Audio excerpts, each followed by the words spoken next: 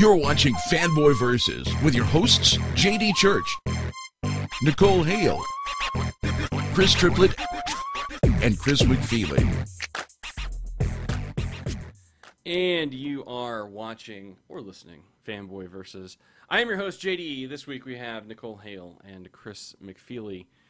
Chris Triplett is once again not with us. But I think he's a spy. You think so? He mysteriously disappears, and then he comes on the show and has his second life as this good little innocent guy that does nothing but read comic books, you know. But every once in a while, every few weeks, he has to take a trip back to the motherland and regale report secrets. to his Russian masters. Yes, report to his Russian masters the secrets of capitalism that are being. The evil lies about communism that are being told in comic books. No, they just want to know what's going on in Batman this week. They don't get it over there. They're like, so, in Soviet Russia, man bats you. That'll trigger him to do something. We need to find out his secret word. Right. Nonetheless, he will then be played by Bane Kitty. So yeah. I think I saw that it's everywhere, of course. I think the first place I saw it was on Stu's Twitter. Yeah. So. Bane Kitty's so cute. Bane Kitty. So, all kinds of stuff going on. Transformers-wise, I know there's a bunch of people or new stuff coming from TFCon, so that's exciting. But we won't talk about that here because we don't talk about that here. Next week, is that AA is next week? It is next. It actually starts Friday. Well, this Friday. So you're gonna be gone next week. Yeah, I actually am. Now That's that we the think, thing. I didn't even think about that. But yep. Then no me next week. No. Someone else is gonna have to figure out the news. God, I might have to do some work. Shit, bro. I know. I usually just show up. Wow. I have to actually do something. That's not fair. Anyway. So. Slow week, kids, and not everything, news and comic-wise. So somehow we might actually stretch this out to an hour and a half. I'm going to go ahead and start my timer because I haven't. And while I'm doing that, I'm going to let Chris McFeely go ahead and tell us then what is whatever news there is. The only news that there is about things not happening. Yeah, that's the kind of day we're having. If you can, it's a no news day. Woo! Yeah, it's a no. For instance, the most exciting thing out of Marvel this week was the news that the upcoming Thanos Son of Titan miniseries, which was supposed to start in October, is now not happening. Oh. Yeah. That was to have been written by hang on, I don't remember the guy's name. I seem to recall that had good stuff. What was? So is it not happening, or is it just being delayed? It's just cancelled right now. I would like to imagine delayed because maybe they just realized that maybe throwing all this Thanos stuff out now is jumping the gun a bit. Yeah. And maybe they should just wait till he's actually in a film and people are actually really clamoring because they've got this. And they have two reprint not miniseries, but two reprint one-shots coming up, collecting the Thanos Quest and the original Thanos Gem storyline. And it's like, you're going Thanos mad at the minute. But if there was any reason you remember anyone on this show being excited about it, it was probably the fact that it was supposed to have art by Richard Elson, who has done a lot of Journey into Mystery issues. Oh, yeah, that's right. I was going to say, I knew there was some reason that we were excited for it. And speaking of which, thank you for the little warning. Oh, that wasn't what I did want to read at work. That's for sure. Just like, oh damn, wow. JD, did you read last week's Journey? I dropped Journey. You sick freak! You sick mutant! That is a sin. That is a cardinal sin you just committed. Kieran Gillen's Journey is about to end in October. I know. I wasn't keeping up, and something had to go. And single most consistently good comic book Marvel puts out. And it was so good this last week. Sorry. Oh, heartbreaking. Oh. I could have just said no, all right? I could have just said, no, I hadn't read it yet. Yeah, you didn't. Yeah. And you would have lied. But at least you admitted to the sin. You admitted to the sin. Now you just got to go repent for it. Right, now I have to go buy By all putting those it back comics. on your list. Right, For I the have next to go 3 put it back on months. my list for a month. Well, okay. Anyway, Steve Wacker was editing that, or at least Steve Wacker has commented that plans changed on it. Nothing too dramatic. They just jumped the gun a bit, and the writer and artist have projects coming up in the Spidey office. So, do you think that they were that it's a deal where it's like they thought after the Avengers movie, people would be like, "Oh my gosh, that's Thanos! I want to read about Thanos now." Well, that is what happened. Infinity Gauntlet and Rebirth of Thanos flew up the reorder charts from retailers. Oh, okay. Well, I guess maybe in the comic community, because I'm wondering if they were thinking like outside that, but I don't know. I mean, there's the silly thing about Thanos is that if you want to read about Thanos, you have to start with the story of his return. See, from I got Silver it right here. Surfer in the 80s. Right there. I got it right here. Right. And right here. Yeah, I bought those old ones. I was like, okay, I gotta get these before everyone else does. Yeah. If you actually want to read his first story arc, you can't. It's collected in Captain Marvel, Essential Captain Marvel. I think would be the only place you could read it, and I'm pretty sure that's out of print. Wow. And then the story that followed, first he appeared in Iron Man, then it was in Captain Marvel, then it culminated in Avengers Annual. And that is the and then he came back, and it's the second story, which is the first Gem story, which is the one that is being collected is being reprinted in this one shot that's coming up later this year. And Thanos dies at the end of that storyline, and he was off the grid for like over a dozen years. Spoiler! That was it for Thanos. And then he comes, 30-year-old, 40-year-old story. But then he comes back in Rebirth of Thanos in the late 80s, and then that in turn leads into Thanos Quest, which has also been out of print for forever, which is the direct prologue to the Infinity Gauntlet, which is in print. So it's a bit. If you could find it now, because it's like you said, flying off the shelves. Oh yeah, flew up the charts. Yeah. So it'd be good to have some more Thanos stuff out there, but this very much did seem like jumping the gun a bit as far as getting some Thanos stuff out there. But that's that. And then the other thing that was announced this week is that Grant Morrison will be leaving Action Comics with issue 16. What? I know. I posted this. I saw it. I think the first place. I think I saw it on Bleeding Cool or something, and reposted it on our feed. But wow, I mean, I thought. I mean, all indications were that this was going to be Morrison long haul on Superman, starting another kind of long arc like he did on Batman, and nope. He said when he started out that he was going to do at least 16 issues. So he does at least. It's not like I think this is going to drop off in the middle of a story or anything. He's got an end game in readiness. Although it doesn't seem like we're close to it or anything, because we have another 6 issues, and we'll see what happens. That's a lot of ground to cover to get there. And he's also confirmed that he's going to be leaving Batman Incorporated with issue 12, but I don't think that one should surprise anybody. I think is he just leaving the company, or is he retiring, or he said he's moving away from monthly owned company superheroes for the time. So he's going to Image, I think. Didn't he have he's got a new miniseries from Image coming up called Happy in a few months' time, and I have already ordered the first issue of that, so I will talk about it on the show when it comes out. But I don't. The Batman Inc. one shouldn't surprise anybody, because he always said that that was a year, that was 12 issues, and then that was his Batman over.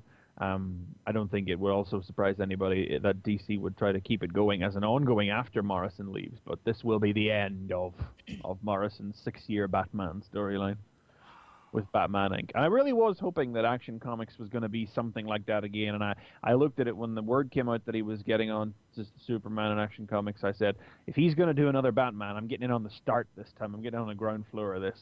Yeah. And I did, but sadly, here we are. And yes, frankly, I don't even have to wait for the next writer to be announced. They could be They could be anybody at all, and I think Action Comics is coming off the pull list. Yeah, I mean, well, I mean, with as much struggling as they've had with Superman, I mean, I can't imagine. The only thing, well, the only thing that would make me keep it, at least for a little bit, is if it was Jurgens.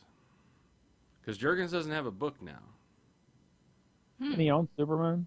No. Well, he may be doing the art, but he doesn't have a... He's not writing anything. He's just drawing it, you're right. Yeah. Well, that wouldn't even do it for me. I don't think. It'd do it for me. It'd do it for me because I like Jurgens. But yeah, I totally. I'd be interested to see if they plan to keep it in the early days, or if they want to just bring it up and make it contemporaries. Yeah, that's a good question. I mean, yeah, I don't. They'll probably bring it back up. You know. Hard to say. Yeah. I don't know. I was really shocked and I'll say saddened. Because I was really excited. I mean, like I said, this is the first time I've actually read Superman month to month and actually enjoyed it. So that's why you need to get the Superman Family Adventures. Yeah, that's what I'll do. I'll trade out. There you go. Do that. It's worth it. I've heard. I mean, I think I picked up the first issue and I think I skimmed it, but no, it looked good. So that's a possibility. It's not quite what I'm. Doesn't quite satiate my appetite, you know. It's not quite what I'm looking for, you know. You're not looking for super pets? Come on. No. Anyway. So yeah, but yeah, the 12 is supposed to be the natural ending for Batman Inc. anyway, so yeah, that's of no surprise. And not even like, I don't even know if that's newsworthy. That's not even the newsworthy bit of it. It's really the leaving action part. So yeah, that's not. No surprise. But that's the height of the news. That's about it. That's it. Wow. Yeah, I think we're going to be on a low for a couple more weeks since everyone blew their load at San Diego Comic-Con. Yeah. That's an image. Anyway,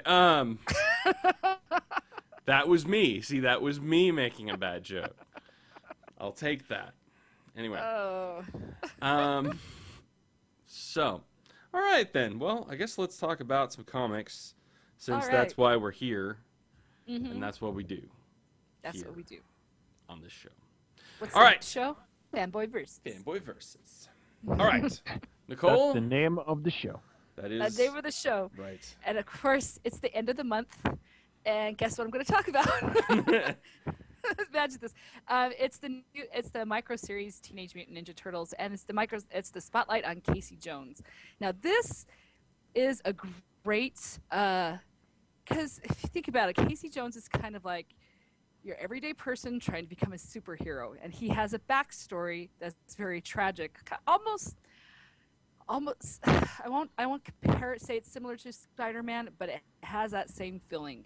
He's got some family issues.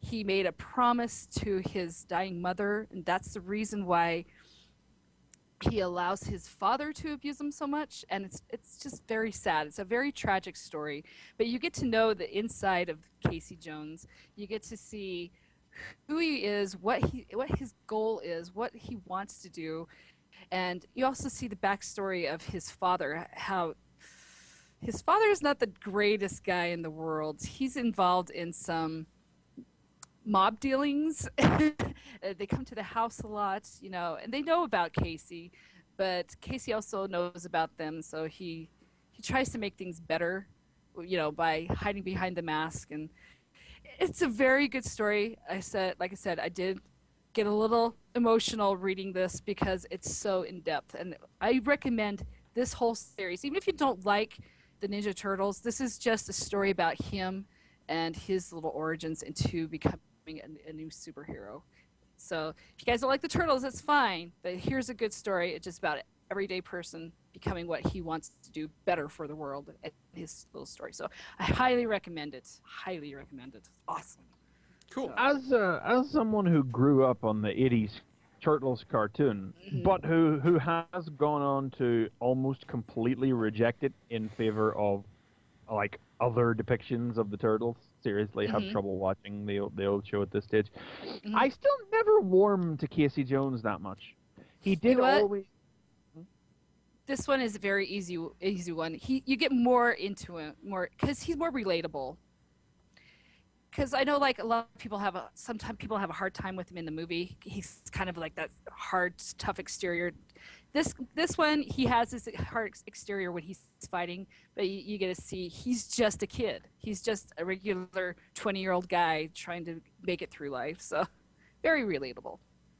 I know that he is an original character from the Eastman and Laird comics, and he's been there from the very start. But it's kind of odd. Is like he's the one element that didn't transition over from the early comics, the one regular recurring element, into the cartoon. You know, you had Four Turtles, you had Splinter, you had April, you had Baxter, but Casey didn't make the jump, and he only appeared like infrequently as this vigilante whose maniacal tendencies were played for comedy. And yet, even though I know that, he always still feels like the outsider to me in these types of stories. It's like because he's in everything else. He's in the 2003 cartoon. He was in the new CGI movie. I'm sure he'll be in the new series as well. And I'm like, and yet, for whatever reason, even though I know in my head and have almost completely divested like what I think about the Turtles from the 80s cartoon, it's still a case. It's like you don't belong. Get out, kids. They don't like you. Get out. You don't belong. But the thing is, in this series, in the regular Ninja Turtle series, he has more of a part than April right now, and I think that goes to show because they actually put out his mini-series, his micro-series before April. So, yeah, because this is number 6, right? And then April is number 7. Yeah. Yep. So, and like I said, I relate more to him than April right now, and it's really good. Where, like you said, you didn't really relate to him. I agree with you. In the '90s show, I even forgot he was in it until I went back and watched it. So, I'm really liking Casey. He's a good player, and I can't wait to see what goes on with him. So, him and Raph are really good buddies. So they're always playing off of each other, and they have the best little comebacks, little wits. It's almost kind of like Spider-Man and Johnny Storm. That that kind of little quibble, brotherly sprawls. I love it. I love it. Highly recommend. That's good. I don't think I'll read it, but I would actually really like to read the IDW Turtle stuff, but I'm not paying $20 for 4-issue trades. No, I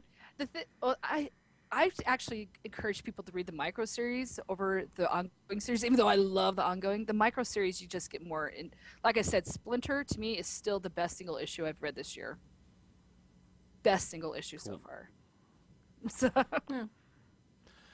No, I have leafed them, and I always think, and the response seems to generally be positive, and it's being, as a series, it's definitely clearly been brave enough to just throw out pretty much everything about the established Turtle history in favor of doing a genuine, like, to take Marvel parlance, like an ultimate Turtles kind of thing, which is, it's fairly impressive, because I don't imagine that even the new cartoon will be that brave.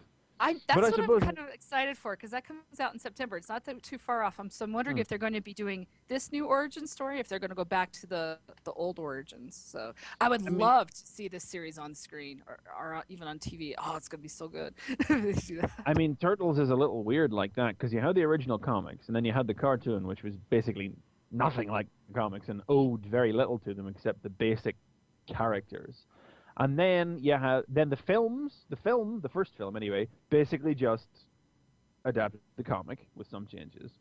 And then the 2003 cartoon, again, basically just adapted the comic with a lot of extra stories worked in there. But it's like the root origins and the root, like the basic story that guided at least, the first season of the cartoon and the early part of the second season and the first movie are all still just lifted pretty much wholesale from the film. So now here we are a couple of years later, and we have a new Turtles cartoon series and a new Turtles comic, and for really the first time since the 80s cartoon, they have to sit up and go, shit, we're gonna have to tell a different story this time, and we've basically gone 25 years, and at their roots, I know, really, at their roots, we've really only had 2 versions of the Turtle origin story, which is the 80s cartoon and the Mirage comics, which informed the modern cartoon and the live-action films, It's I'll be interested to see what the new cartoon does and if it takes any cues from IDW.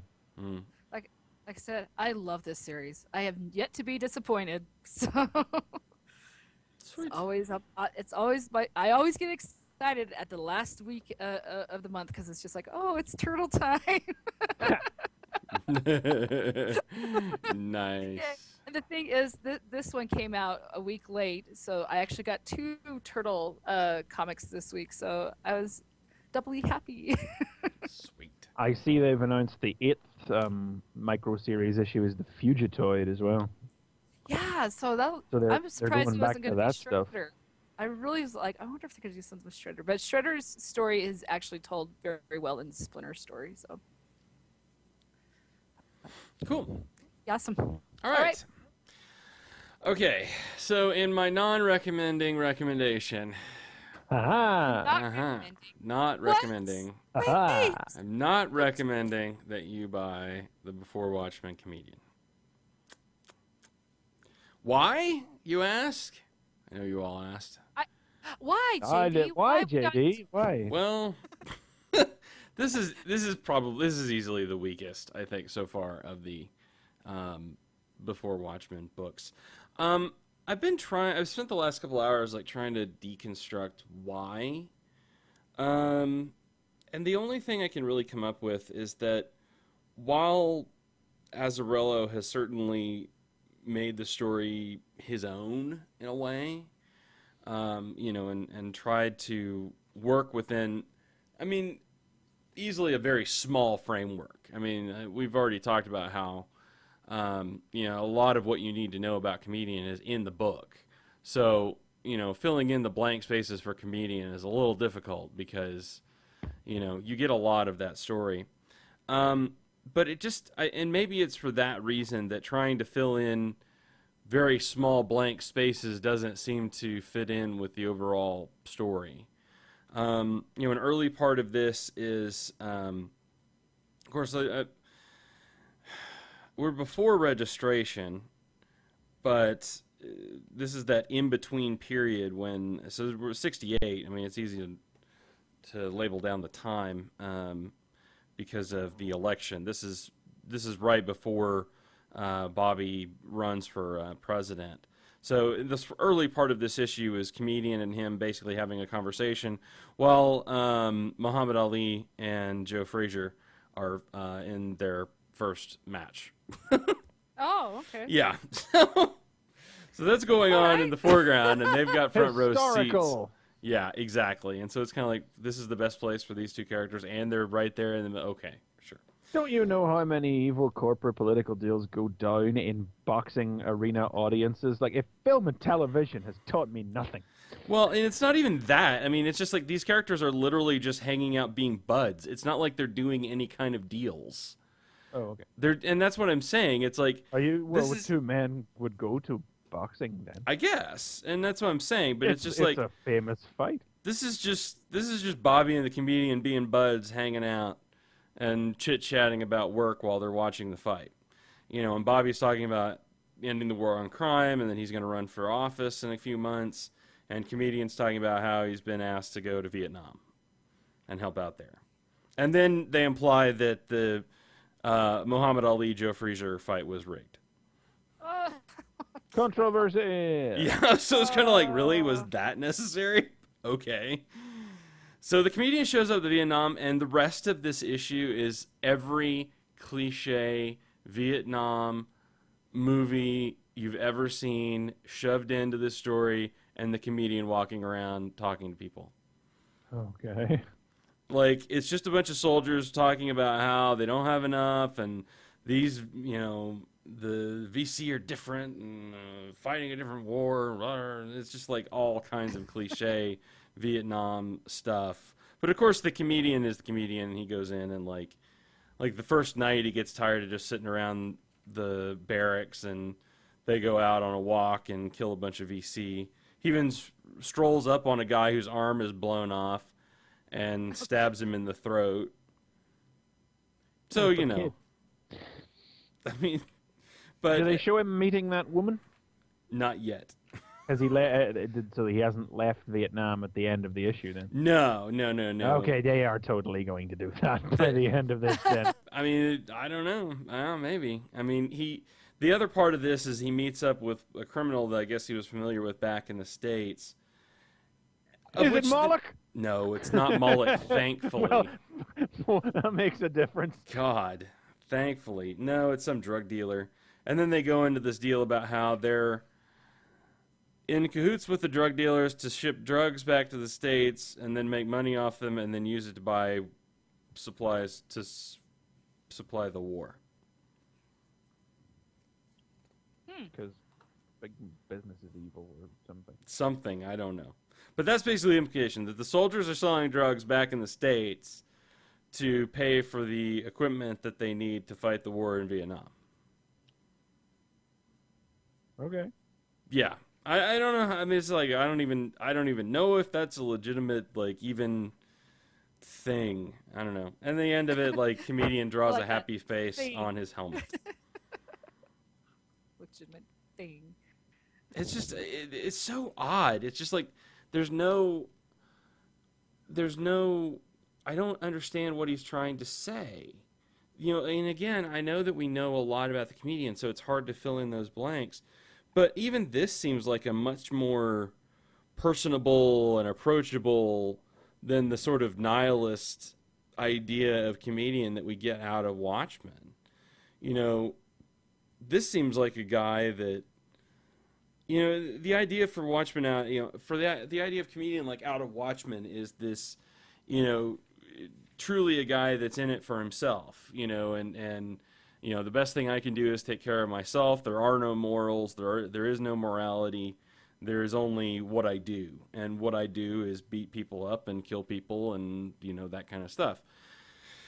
And that's what worked for that, you know, for the character within the confines of the story. Now trying to make this character more of a person, and it just doesn't flow. It's like, I don't see this being the guy that, you know, cuts a woman in the face, you know, that gets cut in the face and then shoots a pregnant woman. It's like, I don't see this character doing that, because this character, even though he's kind of, his methods, you can question his methods, his motives are not. I mean, his motives seem to be above board.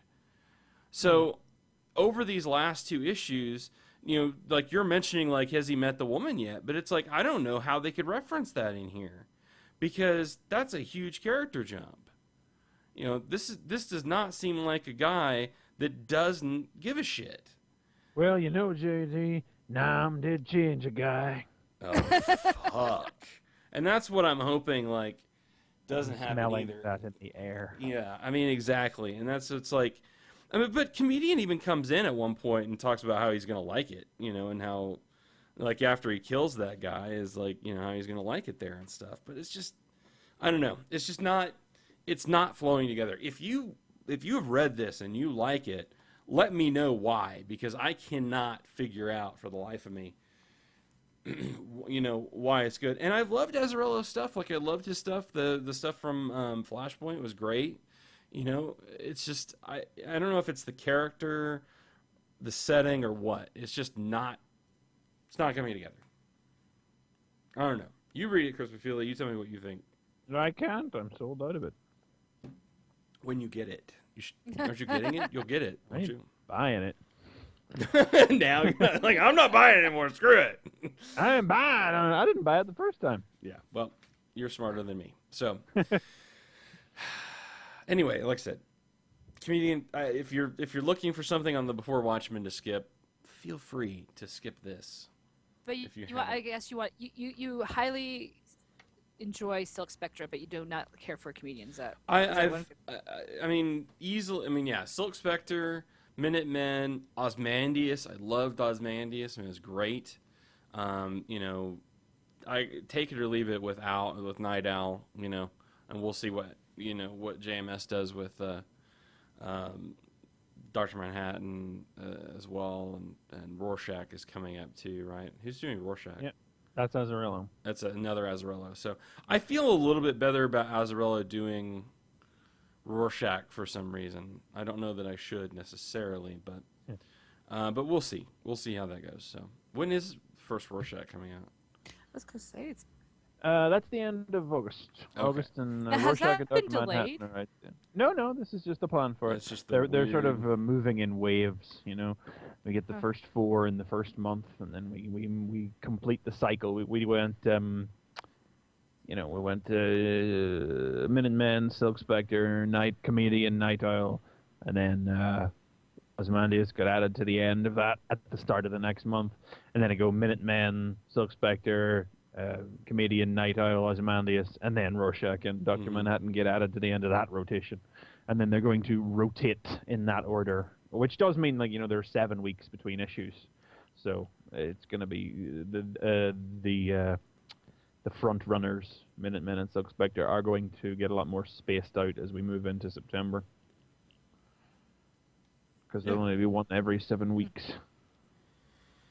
Interesting. So is this supposed to be going throughout the whole full year? Is this supposed to be like a whole year thing? It's not quite long enough to last the year, but it's going to be most of the year. Okay. Yeah. So far, meh. The good stuff is really good. The stuff that's not is, I don't know.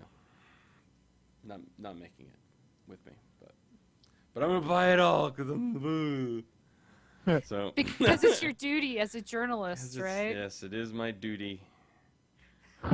Duty. All right, Chris, what do you got? I've got no one thing in particular this week, honestly, guys. Nothing jumped out at me too severely. I'm just gonna go through the stack here and shout a few words of encouragement at a few things. Avengers this week is a surprising little number. Bendis, as usual, art by Walter Simonson, so it always looks pretty. It's actually a Red Hulk solo story, and it's easily the least awful thing I've ever read with Red Hulk. Wow. Yeah, it's pretty cool. It's about how Red Hulk, being a military man, decides to go it. He looks at the situation and realizes that he's going to have to play his part in this by doing the things that a soldier can, that Captain America, the goody two-shoes, won't. And he turns back into General Ross and tries to headshot Cyclops on Utopia. Tries to go in there, do a little bit of wet works. Wow. Yeah. It doesn't go so well, and he gets beat up by the X-Men. They send him back with a giant X blasted through his chest. But he gets better because he's a Hulk. But it's generally it's a pretty good issue, you know. I mean, I haven't read Jeff Parker's Red Hulk, and I'm sure that's pretty good because Jeff Parker is good, and he's good. I'm sure he'll be making the Red Hulk is not a good character, you know. Much as Marvel would like us to believe that he is not. And I'm pretty sure that we had the news last week that Red Hulk, which is to say Hulk, the series actually simply titled Hulk, while the Green Hulk has Incredible Hulk and Red Hulk has Hulk, is going to be taken over by Red She-Hulk very soon. I'm pretty sure we could expect a Red Hulk #1 off the back of that. Yeah. Which is eye-rolling in its existence, but it seems almost certain. But still, this is a pretty good, it's a surprisingly good little issue, which is a nice look at what makes, Red Hulk different from the other Hulk, which is something Bendis has had some real issues actually grabbing a hold of. Because in the whole of the Red Hulk's role in this comic, and indeed in most comics where he guest stars, he might as well be green, because he's a surly, big muscle guy who hits things and doesn't really get on with everybody else, but comes through when the job needs to be done. So this one is actually about exploring what makes him different, and it's actually pretty good. I'm surprised. Let's see, what else did I have going on this week? Superman Family Adventures #3 was out this week, continuing to be not quite as good as Tiny Titans, but still being brimming with the usual innocent entertainment. And more examples of how, just continuing the theme, I should say, of how where Tiny Titans was a series of vignettes, this series is about basically telling a complete story all the way through. Although this one is kind of split into, like, Jimmy Olsen really wants to prove to his friends that he knows Superman, but and tries to call tries to call him on his signal watch, but it turns out that Superman accidentally gave him the wrong watch, and he keeps summoning the super pets instead by accident. And then meanwhile, Clark is trying to just throw Lois off the scent in your typical Superman storyline. Like, they go to get cotton candies, and Lois asks him, "Would you like pink or blue, Clark?" And Clark replies, "I like pink very much, Lois." And Lois just gives him the hairy eyeball. That's what Superman says. It's like, no kid's gonna get that, but I don't care. It's like that. That's one of those weirder jokes. Like that was in an issue of Tiny Titans as well, where it was the punchline of it, and I looked at it and I think that's one of those rare jokes in Tiny Titans where it doesn't actually operate on two levels, and no kid is actually going to get that, even though the writers seem to think that they will know what that means, But then conversely, you have Crypto talking about the time when he was being super trained, and we find out that the reason that Superman had to switch over to a costume without shorts is because Crypto clawed them whenever he was, or rather, laser visioned them whenever he was being trained in the use of his power. I literally laughed out loud when I saw that. I was like, "Oh my gosh, that's so funny!" So and Streaky just says, "Now you know why he needed a new suit." I liked it because he's getting X-rayed and he's covering himself up decently. Manhattan Project 5 was also out this week and cemented my belief that we were looking, after an opening 3 issues to introduce the cast of characters, that we were establishing more of an ongoing storyline now, where last issue began with Oppenheimer and General Groves out meeting with alien representatives, because it turns out aliens come to Earth every once in a while. Turns out that basically the aliens they were expecting didn't arrive, and some other ones came instead, and it turns out that these aliens conquered and enslaved the race that Earth was used to having contact with and had designs on doing the same on Earth as well. But Oppenheimer figured them out, killed them all, and ate their brains to incorporate their knowledge. Nom nom nom. Yeah, no, wow. literally. Yeah. That's what he does. If Oppenheimer eats a brain, he incorporates its knowledge. So now, among the sea of infinite Oppenheimers that we see inside of his brain, there's an alien Oppenheimer stood there as well, commenting and adding all his knowledge. And they use Einstein's bridge, the monolith space-time bridge, to send representatives to the alien conqueror's homeworld, and They make genocide their first act, but unfortunately it does mean that the evil Oppenheimer does now have access to parallel realities, and lo, he has become death, destroyers of worlds. Wow. Good stuff. Awesome. And I couldn't let this week go without mentioning the new #1 I picked up as well, which is Axe Cop, President of the World, which is the first issue of a new 3-issue series. We all know Axe Cop, and if you don't, it's a webcomic written by an 8-year-old and drawn by his 30-year-old brother about a policeman with an axe.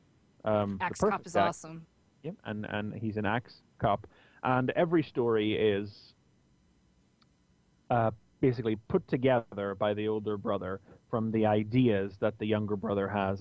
It is a world, like Tiny Titans or Superman Adventure, it is a world of sheer joy and innocence, but action-packed in the most violent way sometimes, all hung together just enough with the thread of a child's logic.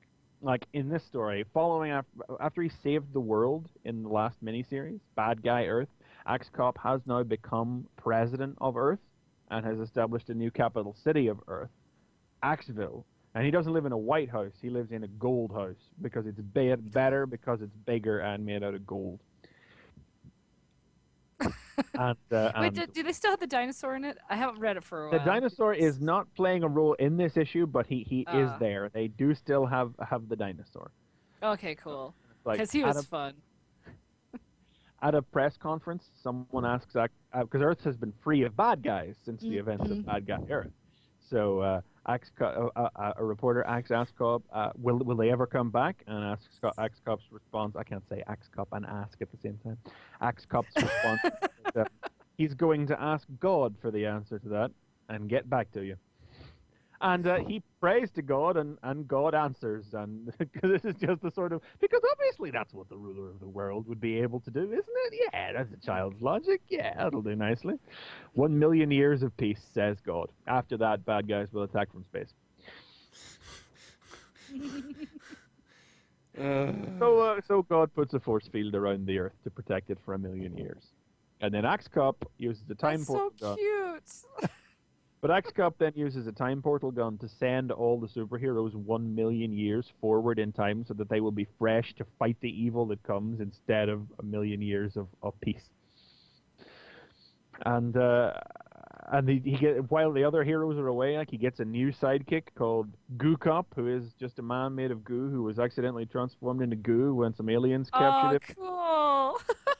They tried to turn him into an alien, but the machine went wrong, and he actually turned into goo instead. And he can shoot his goo in your brain, and his goo takes control of your brain, and then do what he says.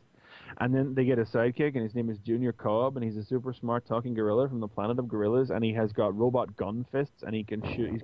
He's got a jet in his tail, and it can shoot anything out of the jet in his tail, and so on and so forth. Oh, I should have picked this up. Axe Cop it's always worth checking out. Like, It's always good. It's always good. You don't have to know anything about it in order to pick it up and just understand it.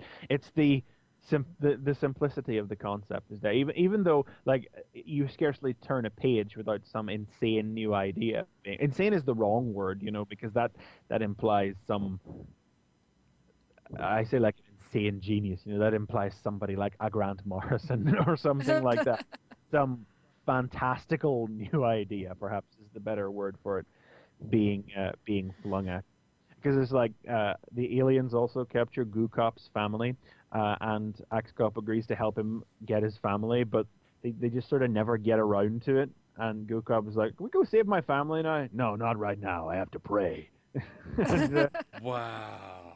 And then this talking gorilla arrives, and it says, "Yeah, my family, because the talking gorilla world." Planet Weird Gorilla is the name of his home planet, and it's been taken over by evil robot penguins. And it's like, and his ex-cop's like, "There's no time to waste." And Goo Cop's like, "What about my family?" "Later, Cop." And that's the long and the short of Axe Cop. Lots of fun. You can't say a bad word about it. Though I never followed the webcomic very regularly. It didn't flow so well. I think whenever you got a page every once in a while, when it was meted out like that. But whenever you get it handed to you in a nice chunk, it's like, I really, really should get the trade paperback collections Dark Horse has put out of the webcomic, because I know I would really eat it up in that format. I don't think the webcomic. Does it? The webcomic format does it a disservice, I think. Plus, this is still the same. That's a very good point as well. It is great artwork, and it's. They have some fun stuff in there. I know. This is full color compared to the black and white webcomic is in, but it is also. It's not just like serviceable art or anything buoyed by the insanity of the story or anything. It is legitimately really good and very attractive, brightly colorful, inventive artwork as well.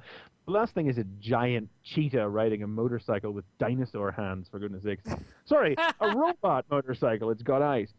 Oh, nice. What? Yeah. Why did I pick this up? I usually pick up Axe Cop, but I must have missed it. I don't know. Yeah, so that's your little smorgasbord of short. Okay. Wow. Axe Cop. I love Axe Cop. I didn't. It didn't. Yeah. Okay. I did a review on it when I first came out of the show a couple years ago. So. Not my thing. But you just went wow repeatedly. No, not good wow. Oh, Axe Cop is awesome. It's just not. It's not my thing. I don't even like kids, so. You have no appreciation of the joy that can be found in a human heart, do you? Not in a child's heart, no. No, you have the child of a heart pickled on your desk. Yeah, I mean, dude, it's right here. No.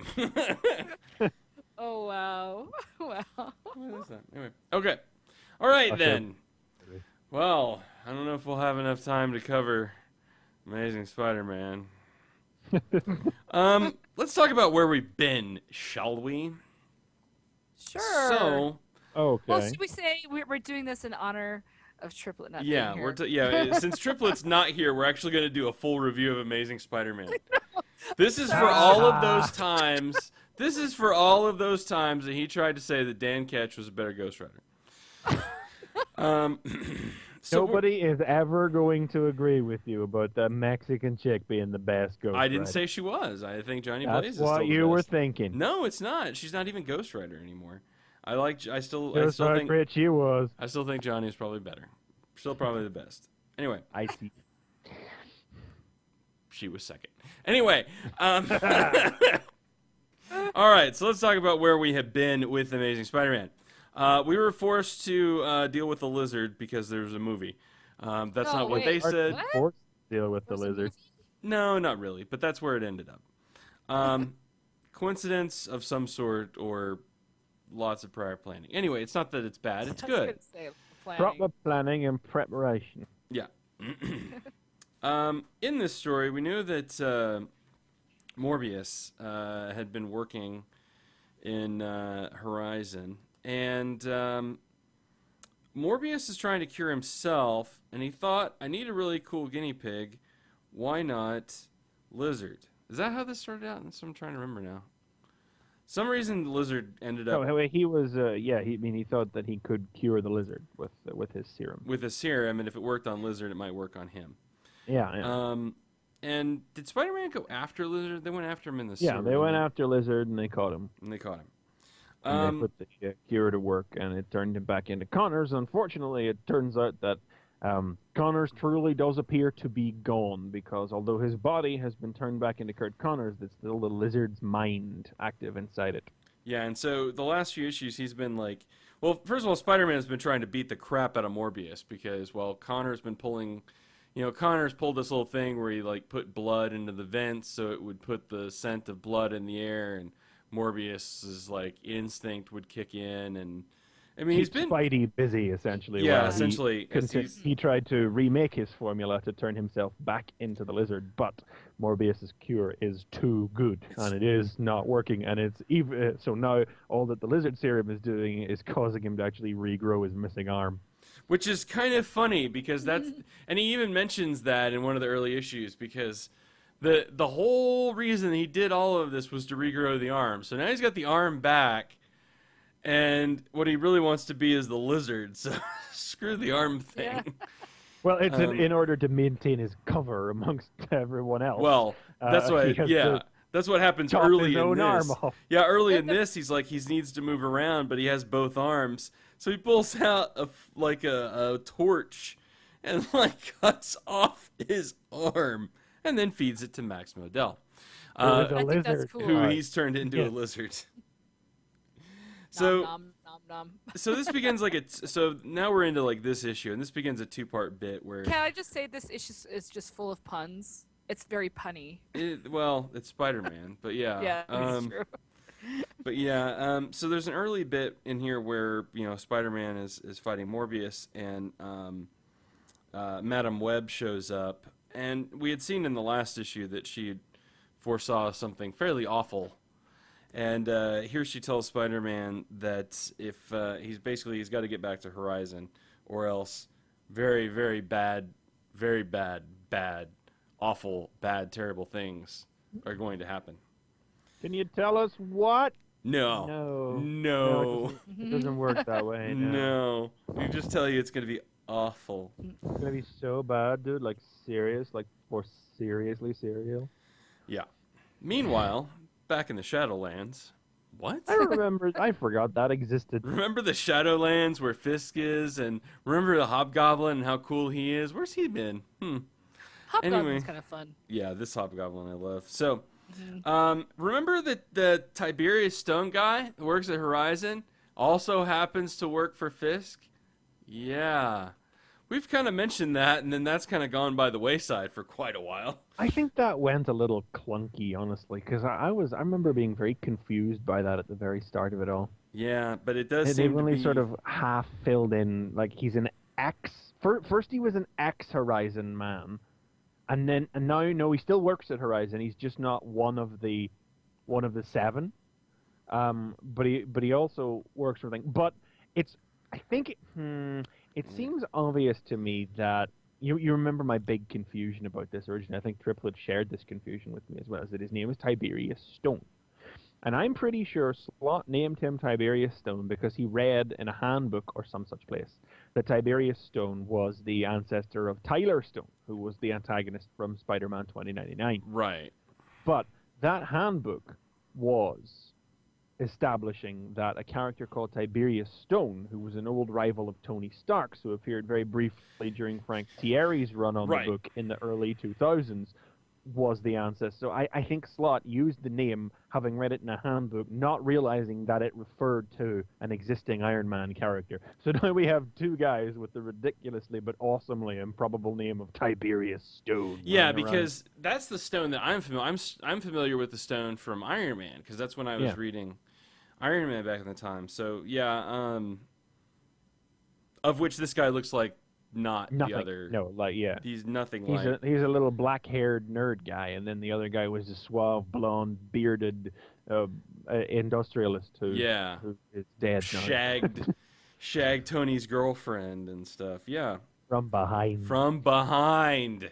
Oh, he made her face away. It's embedded in your memory because comics didn't do things like that back then. So shortly he made her face away. I know. Anyway. Yeah, that was like, wow, at the time. Anyway, so Tiberius is trying to get this information that Fisk wants, because otherwise he's going to get gutted like a fish. And his first idea is to basically reboot the security system so that he has access to everything. And then he has the bright idea to just search where he's at and finds what he wants. But doesn't remember to turn off the security reboot. This could be important later. Remember this. There'll be a quiz later. There will be a quiz later. So, meanwhile, Connors is wandering free through the labs, going to different technicians and getting them to help him. Of which I love the irony here, where he's with the I can't remember her name, the one girl, Bella. Thank you. He's with Bella and develops another part of the serum, and he asks her, he's like, all right, where are your test animals? She's like, I don't really believe in animal testing. He's like, oh, yeah, cool. So he tested on her. And apparently this Call Me Maybe song is on here, which I don't listen to pop music, so I'm still not really familiar with what that tune is supposed to be. But anyway. I'm not singing it because I don't want it stuck in my head. Yeah, I know. It's everywhere. You could find it if you want it. It is. So anyway, Madam Web basically explains that, look, dire means dead, okay? You're going to die if you don't do this thing. And meanwhile, Spider-Man is having a lot of fun beating the crap out of Morbius. I love Morbius. I wish he wouldn't be getting hurt. Well, and even Spider-Man is basically, Morbius is still trying to do but it's not my fault. I don't mean to hurt the people. That's what Morbius sounds like. Yeah. I'm hunger for plasma. So, yeah. Of which, and we get revealed here that Silver Sable isn't dead. Maybe. Shock. No. Well, nobody would be surprised, but it's just like Spidey accuses Madam Web of saying whatever it takes to get him to do what she wants, and she pauses before she says no, she's not. She's totally telling the truth. So it's hard to say. It's and that's what's so crap about Madam Web in that way. Not bad, but just. To be honest, I really don't like this Madam Web because it's a weird role for Julia Carpenter. Because when she's Madam Web, it's like, it was annoying me because she has a kid and everything, and this is not what the character is normally like, but we've seen now at this point that she's not like this day to day, and she just puts this enigmatic shit on whenever she's talking to Spider-Man. Right. Like, this is... I know there are like 73 Spider-Women running around out there, and it's better that she has another role of her own, and it's also somehow involved in the Spider-Verse. I could see the thought process behind it, but I don't think it's been a step in the best direction for the character. Yeah, it's certainly not working cohesively, I guess. It does seem a bit affected, I guess. Odd. Yeah, it doesn't. Anyway. I love this, though. Like, after this fight, though, after she gets done talking, and Morbius is like, well, fine, you fought me long enough. I have to kill people for their blood. Blah. Plasma. I need their plasma. Yeah. So after all the begging and pleading, he's like, no, it's your fault, Spider-Man. I'm going to have to drink people's blood. Meanwhile... This would have happened if they just let him open the cabinet. Oh. Yeah. Meanwhile, back on the ranch, we get some of the first few indications. Well, and it happened earlier with Bella, where he was listening to the music, and he was kind of getting into the beat, and he's like talking about this mammal brain and all this stuff, and then he's talking to Grady, and Grady like gives him potato chips. And he's like, these are Cajun Spicy Ranch Dorito brand corn chips. Nonching on the chips and loving it, man. He's like, salt, trans fat. Nah. Yeah. He's liking those chips. The lizard is experiencing music and humor and food for the first time with a mammal brain. And he's understanding them in ways he's never understood them before. And he's eating for the first time out of desire to eat instead of requirement for sustenance. He's discovering all these human concepts he's never understood before. And again, back with Spider-Man. He finally beats up Morbius and ties him up, and then goes through the whole thing where he's like, all right, you know the drill. As the cops show up, he's like, all right, you know the drill. 3 hours, gonna bag, and need some blood, blah, blah, blah. And it's like, still, after all this time, like, Spider-Man has been a damn Avenger for years now. And still the cops are like, we're supposed to arrest you. He's like, I'm an Avenger! They don't say what. They don't say they have to arrest him. They're just like, they're not taking, it's not that they're here to arrest him or anything. They're not taking orders from him. And he just goes, Spider-Man, licensed Avenger.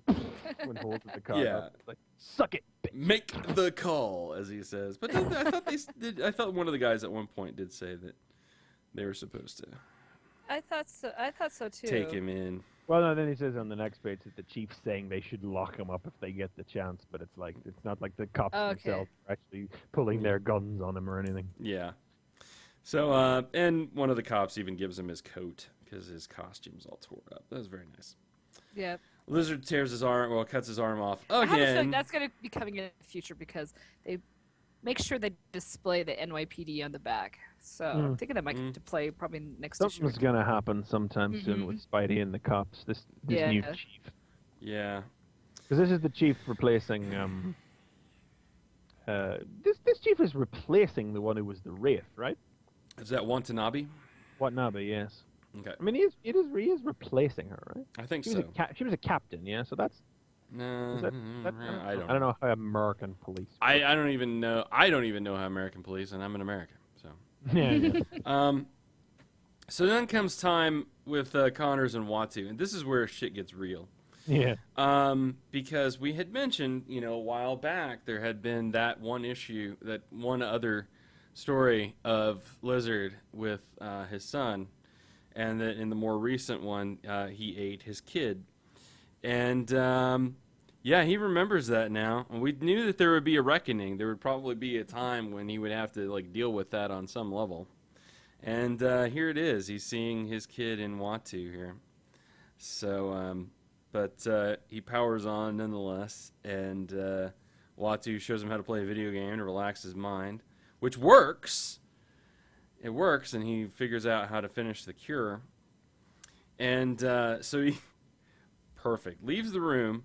Carly's walking down the hall, bitches him out for leaving him, for him leaving her because she's supposed to be keeping him in custody. And in typical Carly fashion, she's like, aren't you supposed to be missing the other arm? I noticed the thing is, I picked up on that when he was getting off his arm for the second time. I'm like, wait, this isn't right. He's the wrong arm. I was thinking at first, I'm like, is this an animation error or not animation? Like a draw, like an art error? No. Yeah, it's like, someone screw up. Yep. No. And it was great because his reaction was just, and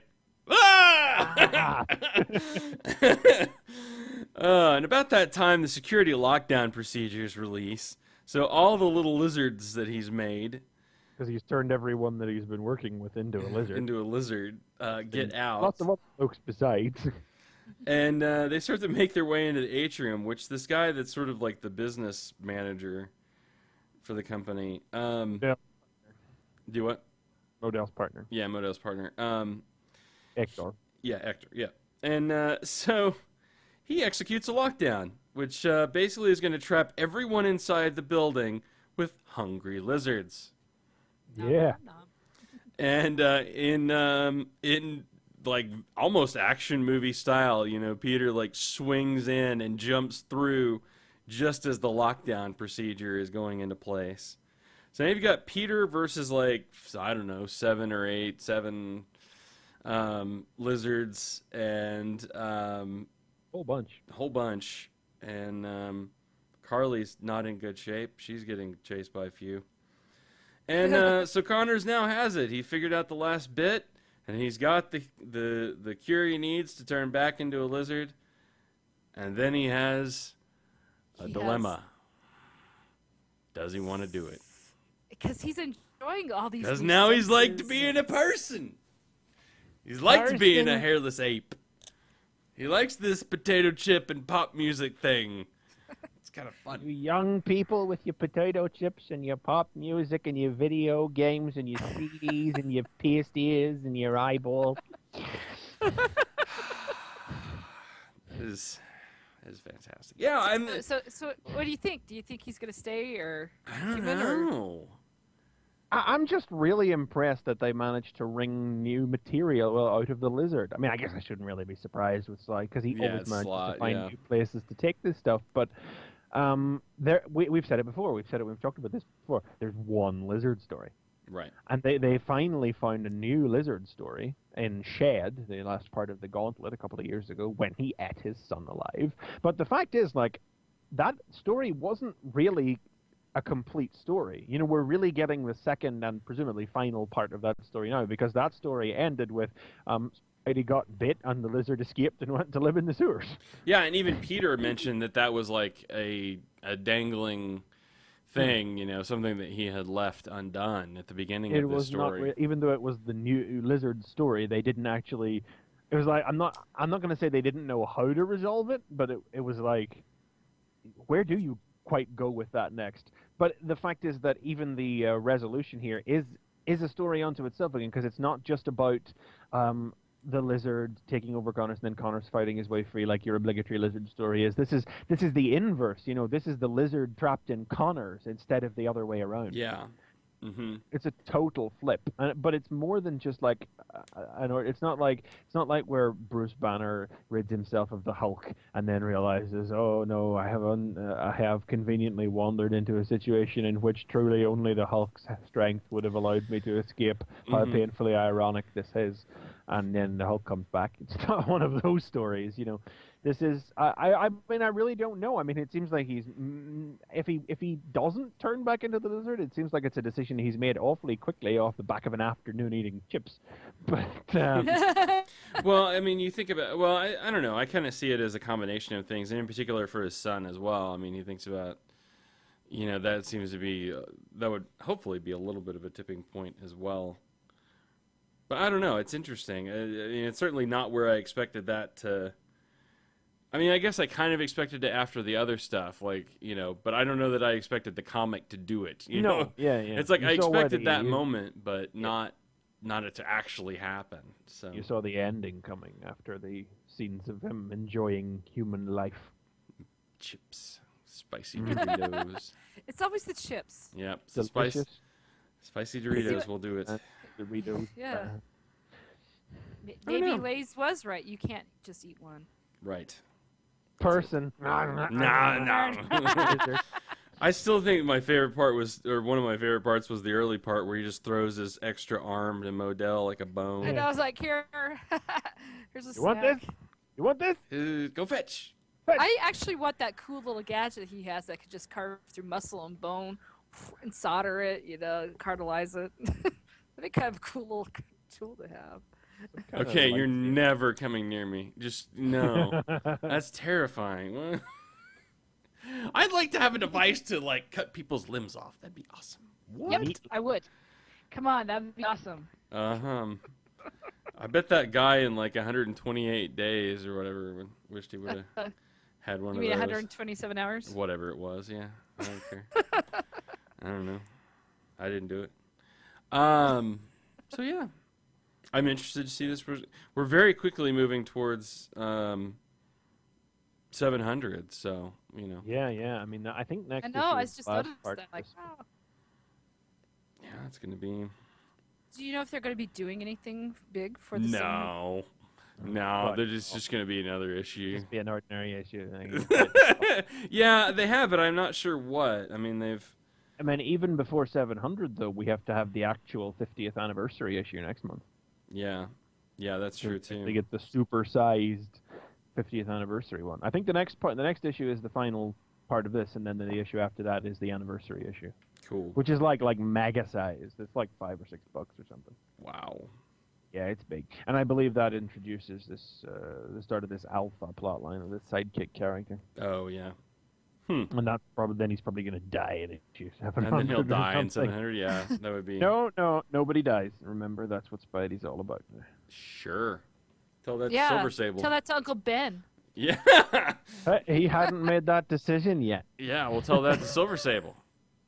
Yeah, well, not according to Madam Web. Yeah, if you believe her. Spidey's filled with guilt for that, though. A little bit mad. Also, it's a Silver Sable. I will say, so there you go. Check that out. It's good stuff. I will say I picked up this week, which came out, which was the Daredevil paper trade. Oh, yeah. So, because I missed some of that stuff, so I'm going to get to check it out now. Yeah. My book, you guys for making me read Daredevil. This is the book that I keep trying to quit and can't. Well, it's too good. You know what? It doesn't let you quit it. No, it's You're saying this is your Brokeback Mountain book. You can't quit it. I can't quit it. Yes. I want to be a gay cowboy. You can't quit Daredevil. With Daredevil. No, it's more like I cancel it and then I feel guilty and then I pick up something else and then. So I cancel it again, and then the trade comes out, and I'm like, well, I ought to read that because I heard it was good, and I didn't pick up all the bits. And I know what you mean. It's like it's Daredevil, I had it took me a while to reconcile the fact that I was buying and enjoying Daredevil, but it is too good. It is one of Marvel's single best, most consistent ongoing series. Yeah. I mean, Journey into Mystery actually is the #1 most consistent. There may be a month that come out where several other books may have an issue that'll be better than that month's issue of Journey, but Journey's level of consistency is unparalleled in all seriousness. Yeah. It is the single most consistently good ongoing thing Marvel puts out. And it's ending. That and Dark Tower.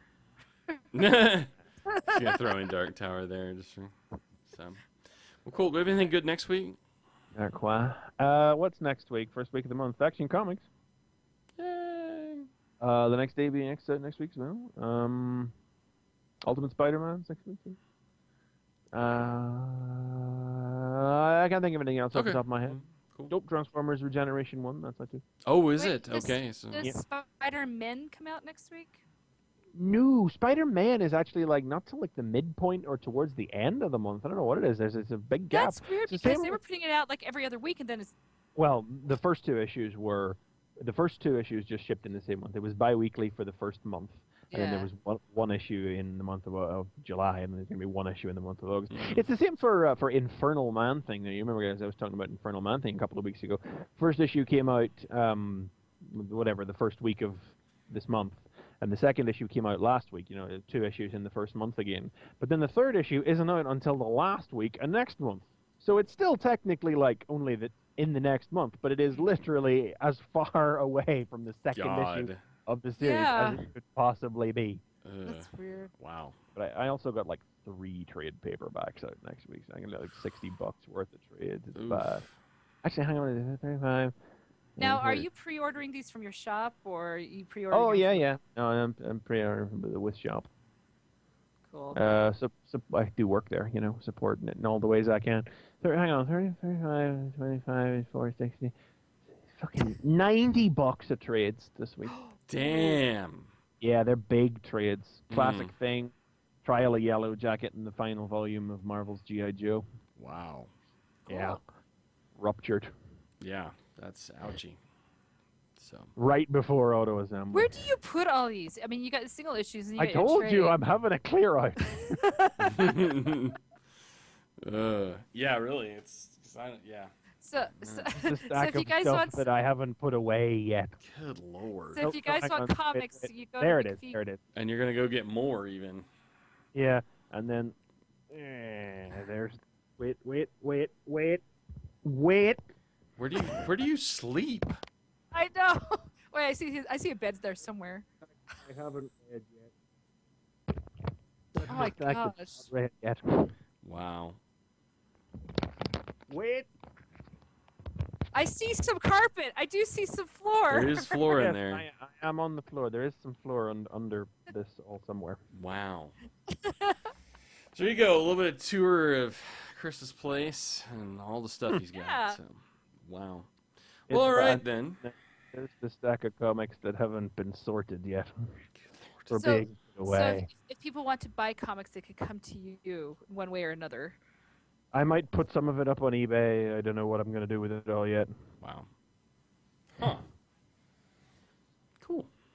That's a lot, man. I don't see. That's why it's like I don't even have enough time to read all that. I just can't. That's why That's more so why I had to cut back on books. Is like, man, I got all these Never books. mind the actual novels I'm trying to read as well. God. Yeah. I'm just not that much of a reader. I like reading. I'm just not that. I love much reading. of a I reader. just wish I had more time to do it. Yeah, exactly. So cool. Well, there you go. Yeah. Well, I started reading a book today that the book that I started reading today, Jack Kirby's Fourth World Omnibus Volume 2, only had it for a couple of months. Sports World? Wait. You don't like sports. Fourth World. Fourth. Oh, sorry. But that's Volume 2, and I had to get Volume 2 in paperback because it was out of print in hardback. And now that I have it, it means I can finally read Volumes 3 and 4, which I've had for over a year. Oh wow. So. Wow. All right. I get through these. Do you have enough lifetime to do all of that plus the stuff you're adding to it? Yeah, $90 of stuff this Are week. you a I don't speed know, reader? man. I don't know. No, I'm not. You need to take a vacation. Well, y'all get I do, you know. you get 10 weeks of vacation over there, right? That's like That's if you're in school. How much vacation do you get? I don't know, whatever it is, whatever the ordinary vacation is for the sort Ours of is only for 2 9 weeks. to 5. Yeah, I'm 2 weeks. Ours is so- 10 days, not even 2 weeks. It's 10 days. Yeah. Yeah, thereabouts. I don't know. So I can't remember who it was, but someone on Twitter was saying that they were reading up. They're from Australia, and they were reading up on how much vacation Americans get compared to other countries. If you want good vacation, you go to Italy. All the Italians take the month of August off, pretty much. God. Yeah. Australia. You can't vacation in Australia. If you go out somewhere tropical, you have to avoid everything that's trying to kill you. It's I like went more... on vacation for a month in Australia. It was awesome. You're still alive? Wow, You had to survived. be very, You know, you had to be very that's where Chris's people sent people that were criminals and stuff. That was Get it was a rid of. punishment to go there. The thing is, you're fine during the day. It's at night when all the creatures come out. You Yeah. gotta watch out for the salties. You gotta watch out for the flying foxes. Buzzed us. We're like, what the hell? Wow. Yeah. Yeah. I don't know. It was I've got fun, though. I recommend it. a friend of mine. Her boyfriend's from there, and so she's gonna go out and visit. So I expect to hear many a story about Oh, there'll be Stuff. stories. Australia. Australia is No, fun. my parents have been there a couple of times, but they've never stayed long and have always been far away from as many animals as possible. Yeah, I think she's gonna be in the city and stuff. So yeah. Anyway. All right. Yeah, we got off topic there at the end. No, it all relates Oh. back because of no, I don't know. Anyway, I lost it. Anyway, there's a lot of you have a lot of stuff to read, so good luck with that. I Yeah. do not. I'm watching a lot of stuff. That's all I'm doing. Oh man, I have a bunch of stuff to watch, but it's like I went and got myself too much stuff to watch, and now it's like I can't settle to watch any of it. If you know what I mean. I can't settle on any one thing, and so what I'm doing instead is rewatching old stuff. I'm all messed up, but I'm watching Batman the Animated Series, so that's better than most things. That is good. That is good. Because I thought I had lost my DVDs, and I've been looking for them for months, and I finally found them, and it's like, fuck yeah, Batman! Yeah, that's right, Batman. Yeah, I mean, that's totally Batman right there. I mean, for us, that is going to be Batman. Yeah. I'm watching that. I'm getting primed for because Amazon finally shipped my complete Justice League DVD, so Sweet. waiting on that to arrive. Awesome. Speaking of shipped as well, I don't think it's available on Matty Collector anymore, and I know that we don't like to say good things about Matty Collector if we can help it, but they did put up their San Diego Comic-Con exclusives this week. I'm just looking to see if it's there now. Hasbro put up their edition for San Diego Comic-Con Derpy, and it sold out in less than an hour. Unsurprising. It's not gone, but it's almost gone. If you want it, the Tiny Titans figurine set is $20. Oh, wow. Yes, it's been purchased and is on its way to me. Nice. They come in this. Where did you buy it at? Amazon? Matty Collector. Matty Collector put it up. It was a San Diego exclusive. They put it up. Sweet. It's almost gone, so snap it up now if you want it. Because they come in this little school box packaging with all these little drawings. I might have to go check that out. Like the box is shipped like a school bus, and they're in little seats in a row and looking out through windows in the school bus box, and it's full of all the little Tiny Titans drawings and in jokes and things. I'm brilliant. Awesome. All right. I'm trying not to collect things other than Transformers because I have too much crap, but I need these in my life. I know. I'm doing that now that I've got into all like the Sentai and Kamen Rider and stuff. I'm like trying not to, and yet I still am because I like bought a. I got one Kamen Rider, and I should say 1.5. I got the Ankh hand. Oh, okay. You got the Ankh hand, yeah. No, I've got I've been watching enough Jetman that I had to pre-order Black Condor, so. I'm gonna have that. Even I have a Power Ranger robot or two. So I figured you'd do it. I mean, it's like, how could you not? Some of that stuff's awesome. I don't think I'll ever buy any more, but I have the Time Force Megazord and the Mystic Force Megazord. Dude, you will want the Gokaiger thing, the whatever they end up calling it. Nah. Dude, it's pirates. It's got a hat. No, because pirates aren't played out. It's got a pirate hat. Pirates are awesome. That's right. Yeah. Pirate hat. This one has a witch's They want you for your booty. that turns into a dragon. Well, that is cool too. Yeah. All right. Well, we have gone completely off of comics, which means it's time to go. Yeah. Short show, but you could tell. So, yeah, I mean, we still have, like, plenty of time. I think we still have, like, 15 minutes or so we can fill. So we're not going to do that. We're just going to get out of here and save you all the pain and suffering. This has been episode 111, though, I will say. And for some reason, my grandmother always referred to that as the shit house. I don't know why. Apparently, you can put a roof over it, and it's a door in the shit house. I don't know. Try that out yourself. Write it. 111. Roof. There you go. Anyway, so that's our show. Be sure to check us out on the website, fanboyversus.com. You can also check us out on Twitter at fanboyvs. And coming soon, maybe an app. Ooh. Maybe an app. Maybe. Who's developing it? Kilby Industries. Ah, gotcha. Top man. Top men. Our top guys on it. Yes. The developers over at Kilby Industries are working very hard to potentially bring us an app. So Nice. yeah, so that could be fun. So check that out. Keep watching for that. There'll be tweets, and we'll talk about it on the show as well. But in the meantime, thank you for tuning in, and please tune in next time when it'll be Fanboy Versus.